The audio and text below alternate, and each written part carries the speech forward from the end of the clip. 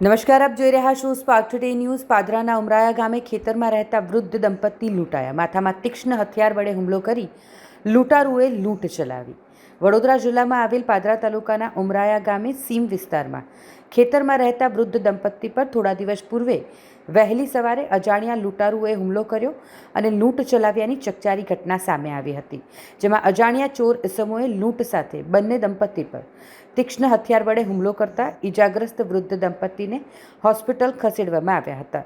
ત્યારે એસએસજી હોસ્પિટલમાં આ બંને પતિ પત્નીની સારવાર ચાલી રહી હોય સાંજે, જેમાં વૃદ્ધનું સારવાર દરમિયાન મોત નીપજ્યું હોય તેવી માહિતી મળી છે.